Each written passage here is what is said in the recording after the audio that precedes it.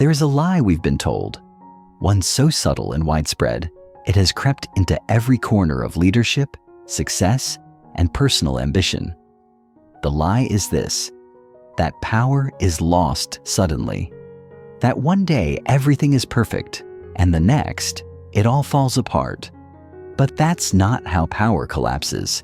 Not in kingdoms, not in companies, not in personal lives. Power doesn't explode, it decays.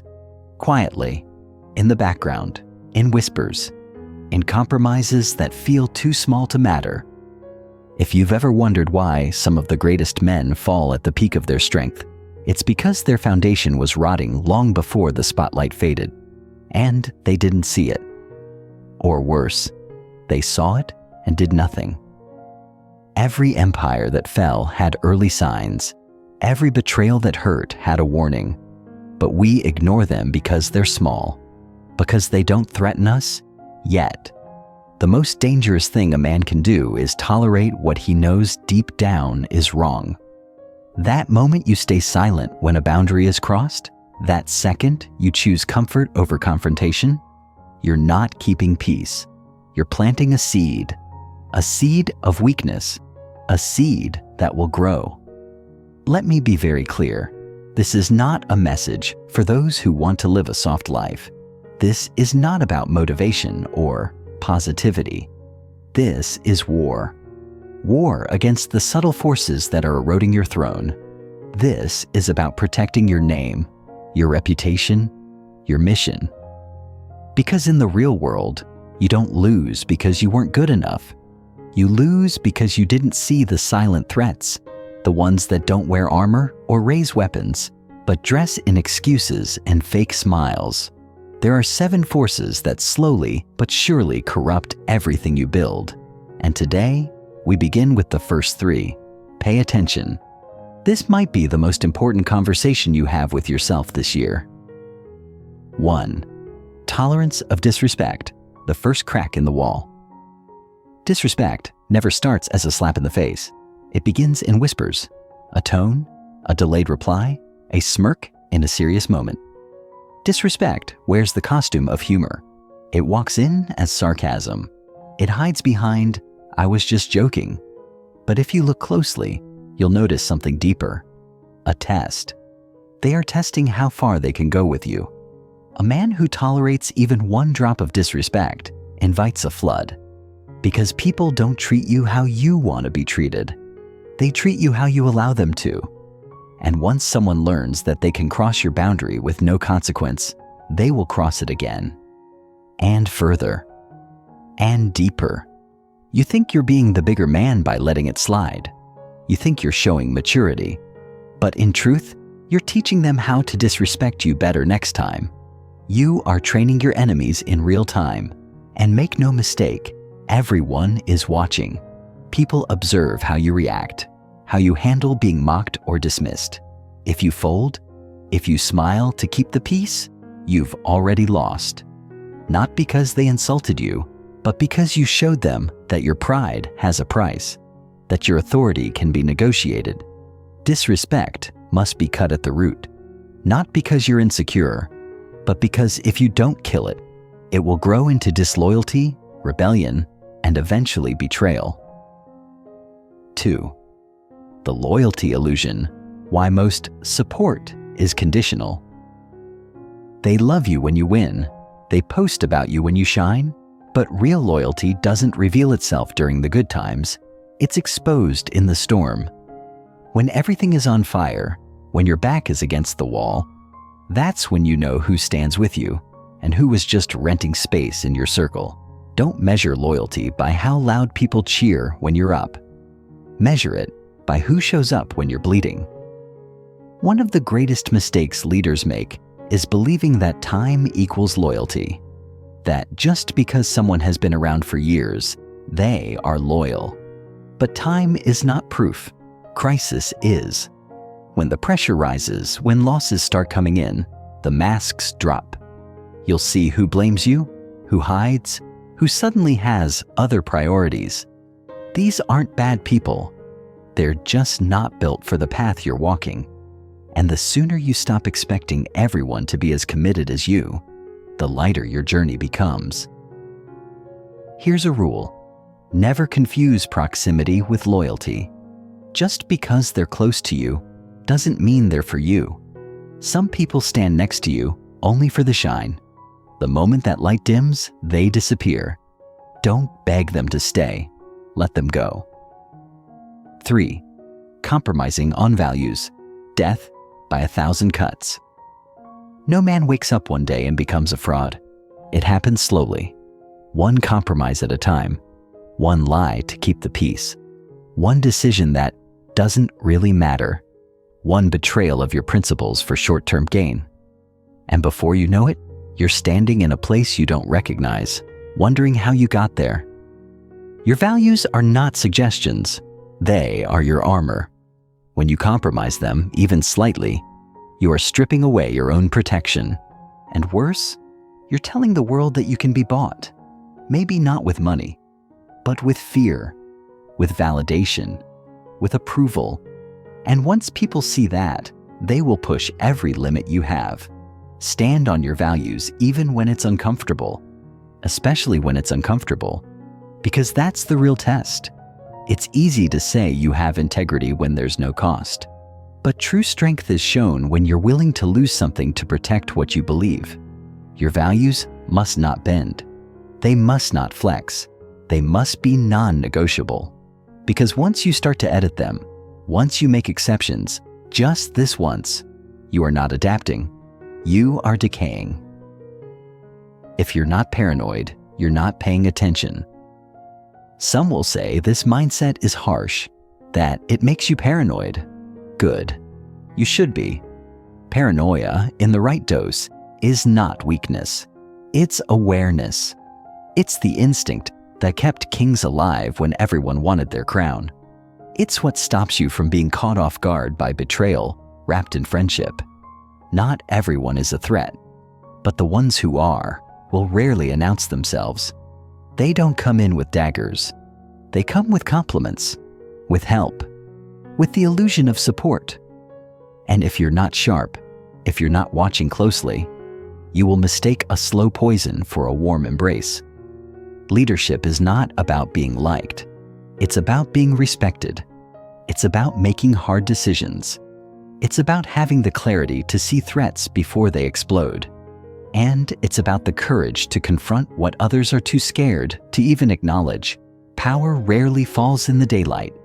It dies at night when you're distracted, when you think the room is full of allies, but fail to recognize how many of them are watching, not supporting.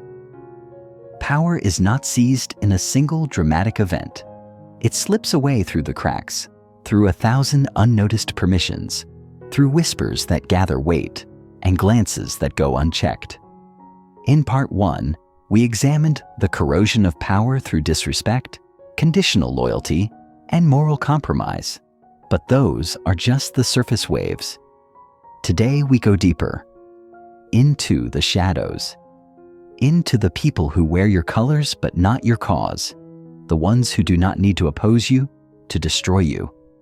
They only need to outweight you, outsmile you, and outlast your vigilance. You see, the tragedy of leadership is that sometimes the very hands you elevate are the ones that reach for your crown. You share your vision, your strategy, your secrets, because that's what leaders are told to do. Build trust, empower others. But what you're never warned about is this: not everyone you empower wants to support you. Some only want your place, and they are the most dangerous, not when they disagree, but when they stay silent, because silence is never neutral. In power, silence is either fear or calculation, and both are fatal if left unchecked. The comfort of false peace when silence becomes betrayal. Most people assume betrayal happens in shouts, in slammed doors, in dramatic exits.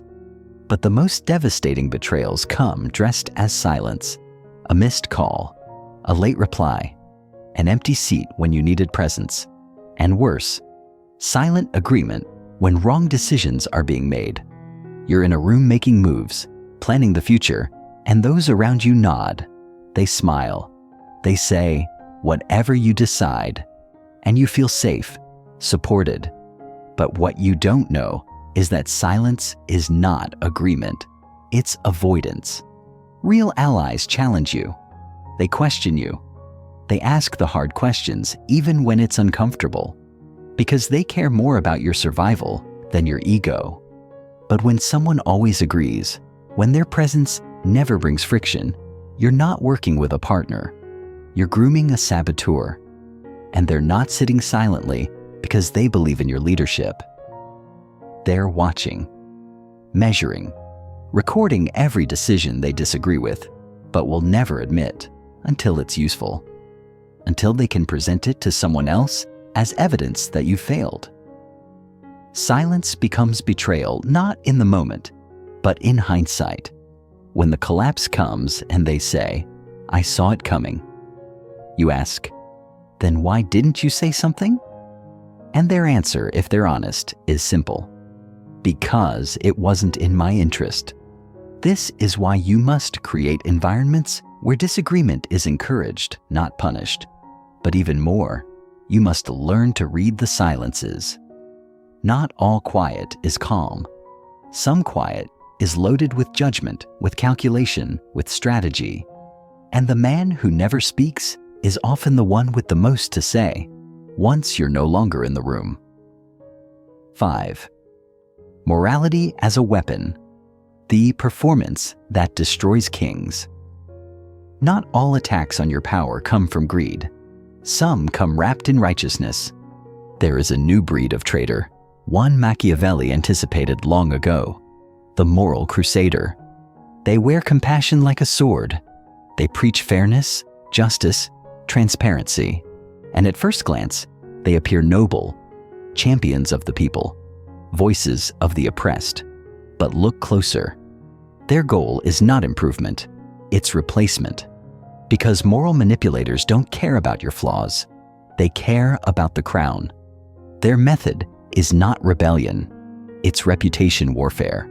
They don't throw stones, they ask questions. Should we be doing this? Is this leadership really ethical? And with every question, they're not looking for truth. They're planting doubt in your followers, in your allies, in you. And here lies the trap. If you respond, you look defensive. If you don't, you look guilty. Either way, you lose. And they know this. Because their weapon is not truth, it's performance. They use the language of integrity to orchestrate an emotional trial where you are the defendant and the crowd is the jury. But the verdict was decided before you spoke.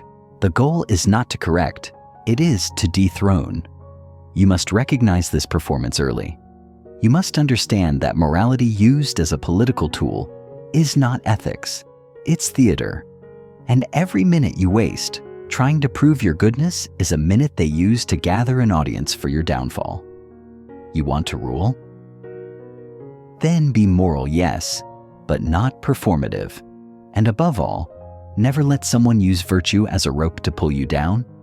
Because once power becomes accountable, not to results, but to feelings, then anyone who can cry loud enough can steal your throne. 6. Ingratitude, the cancer of power. You let in through the front door. Here's one of the bitter truths of leadership. The more you give, the less they remember. Ingratitude is one of the most subtle poisons in leadership. It doesn't arrive in betrayal. It grows in indifference, in coldness, in that blank stare when your past sacrifices are mentioned. You built them, you lifted them, you protected them, and yet, when the tables turn, they act like it meant nothing. They don't just forget, they choose to. Because remembering would mean loyalty. It would mean debt. And in their minds, debt is weakness. Machiavelli warned, the ungrateful are not just dangerous, they are contagious. If you tolerate them, if you continue to reward them, others will notice. And soon, you'll find yourself surrounded by people who calculate what they can take, not what they can build. Power, when surrounded by ingratitude, starts to rot, because it means your influence has become a transaction. And once people see that your mercy can be bought, your kindness will be seen as currency, not character. You cannot fix the ungrateful. You cannot inspire them. The only response is exile, not out of anger, but out of strategy, because their presence teaches others that loyalty is optional. And the most dangerous lesson your kingdom can learn is that betrayal has no cost. So don't demand gratitude, but punish ingratitude quietly, completely, and with finality. 7. Ambition without loyalty, the smiling assassin. There is a type of man you must always be wary of. He's talented, brilliant. He says all the right things.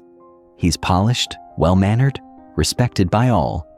But look into his eyes and you'll notice something missing. Attachment. He serves no one but himself. He supports you only as long as you benefit him. And when that balance shifts, he shifts too. Ambition without loyalty is not a strength. It is a threat with a delayed fuse. These men never challenge you openly. They never argue, but they never commit. They avoid long-term ties.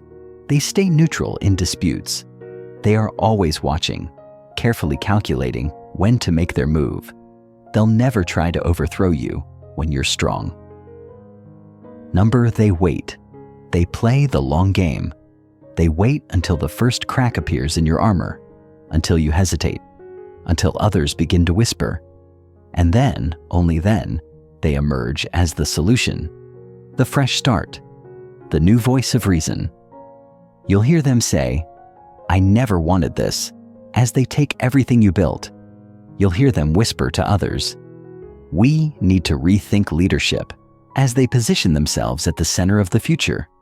But by then, it will be too late, because you gave them space, you gave them platform, you gave them trust, and they used every inch of it to prepare for the moment you would slip.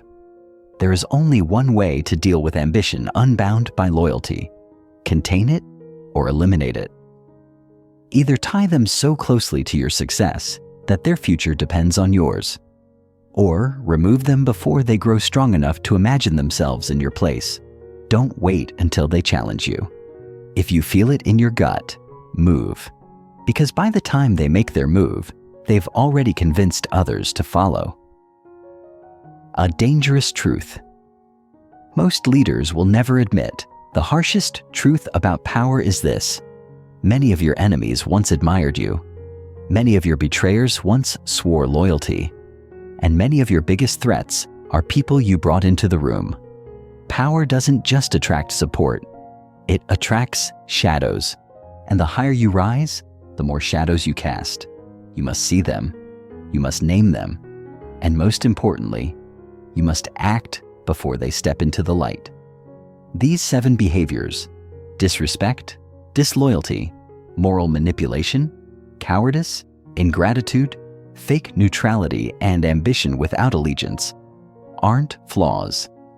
They are corrosive, and if you tolerate even one, you begin the slow death of your empire, not because they destroyed you, but because you let them in and pretended it wasn't a problem.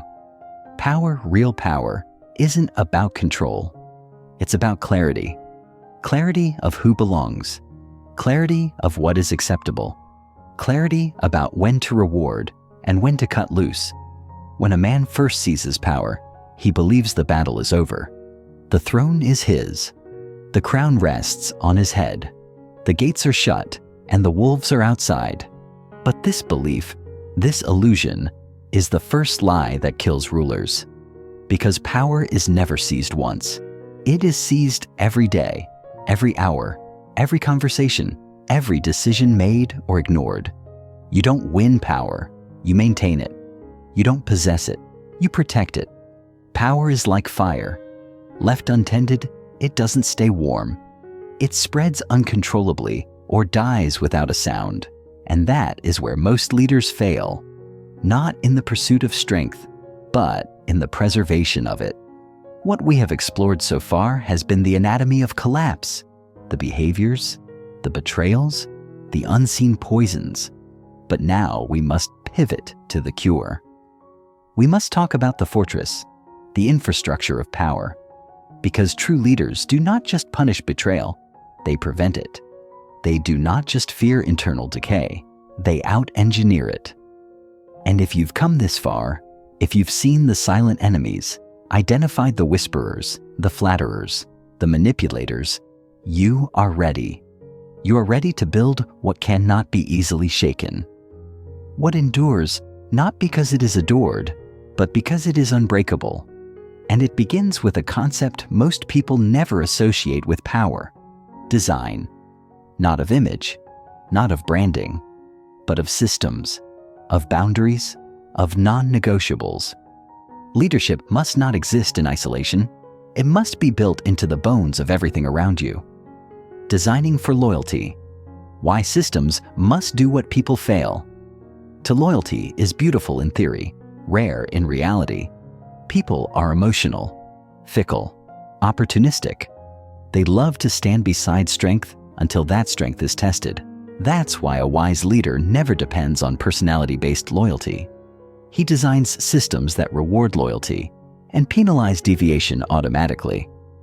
If a man must decide whether to betray you, you've already failed. The structure around him should make betrayal unprofitable and loyalty advantageous. You must build an ecosystem where being loyal isn't just noble, it's practical. This means clarity in expectations, consequences that are swift, rewards that are strategic. Never reward loyalty randomly, and never let betrayal go unanswered. If a man shows loyalty, elevate him, but make sure others know why. If a man disrespects the throne, remove him in a way that teaches others not to try. Power flows where incentives are clear. And more than that, your environment must promote friction, not chaos, not division, but healthy challenge. You must cultivate a space where people feel safe to disagree with you in private, because when they cannot challenge you behind doors, they will challenge you in whispers. Make room for objection, but close the door to defiance. It's not about ego, it's about control. You are not a dictator. You are a fortress. And every fortress must manage its internal winds as ruthlessly as it repels outside attack. The invisible constitution, your laws, unwritten but unbreakable. Every leader needs a constitution, not the one carved in stone or printed on paper, but the invisible one, the one people feel, the one they memorize by watching what you tolerate. That's your real law. Not what you say, but what you enforce. Because people don't obey what you write. They obey what you act on. You might say, I demand loyalty. But if a man is disloyal and nothing happens, your system just wrote a new law. Loyalty is optional. Your power lives and dies by your consistency. You must become predictable in punishment and strategic in reward. Your reactions should not be guesses. They should be so well known that people discipline themselves out of respect for what they know you will do. That is real command, not through intimidation, but through the fear of disappointing or crossing the structure you embody. When you act, you are not just correcting one man, you are educating 10. Every action you take must multiply. It must ripple. Because the throne is not protected by force. It is protected by clarity. The moment people wonder what you will do, you've already lost control. You want them to know. You want them to fear testing the waters. The circle of fire, who you keep close, is your destiny. You can be brilliant, decisive, respected. But none of that matters if you surround yourself with the wrong men. Power is fragile when it's isolated. That's why the circle closest to you must be crafted with brutal honesty and deliberate patience. Not everyone deserves proximity. The cost of closeness must be high, not in money, but in integrity, discipline, and loyalty. Too many leaders fail because they confuse chemistry for compatibility. They think just because someone makes them laugh, or compliments their vision, they deserve a seat at the table. But smiles aren't strategy. Laughter isn't loyalty. You don't need companions. You need sentinels. Men who guard your blind spots, who sharpen your clarity, who protect your name even when you're not in the room. The people closest to you should not be the easiest to talk to. They should be the ones with the discipline to challenge you and the strength to protect you. And most importantly, they must see themselves as extensions of your purpose, not competitors to your power. Test them early. Observe them under pressure. See how they respond to delayed recognition, to rumors, to silence, because how they behave in the dark tells you everything about their behavior in your spotlight. Punishment as precision, the discipline of a just execution. Let's be clear, power must never become cruelty, but it must be enforced with absolute precision. A leader who cannot punish is not merciful. He is negligent, and negligence leads to collapse. When a boundary is crossed and there is no cost, the system starts to drift. People begin to test, to push, to probe, until your authority is no longer feared, but mocked. But here's the key. Punishment must be clean. Never emotional. Never public outbursts. Never chaos. You don't punish to get revenge. You punish to restore order. The execution of consequences must be surgical. No threats, no warnings, just action. Quiet, ruthless, unforgettable. That's how you maintain power, not through fear of violence, but fear of disorder. And know this, your tolerance writes the culture. If people see you delay punishment, they assume you're afraid. If they see you emotional and disciplined, they assume you're unstable. But if they see you act with cold precision, without apology, without hesitation, they will align. Not because they fear you, but because they fear being outside your protection. Public image. You are not a man, you are a myth. Most leaders misunderstand reputation. They think it's about charisma, about how well they speak, or how many people clap. But real reputation is not what people say when you speak. It's what they whisper when you're absent. It's what they believe about you in silence. That's your myth. And power thrives on myth. You must construct an image that is slightly beyond reach, not too perfect to be false, but just disciplined enough to feel untouchable. Don't overshare. Don't explain. Never defend. The more you try to prove yourself, the more you invite questions. Be present, but mysterious. Be warm, but never fully reachable. The leader who is too accessible loses the aura that protects him. Remember this, power does not rest on likability. It rests on distance. You must be respected more than you are understood. People follow clarity. They follow consistency.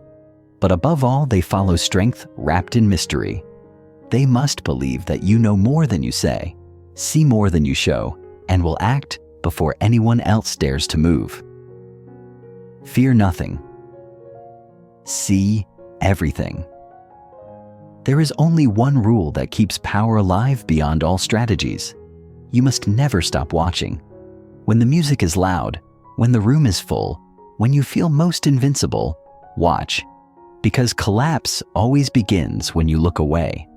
When you start believing the applause is real. When you think smiles are safety. When you assume tomorrow will be like today.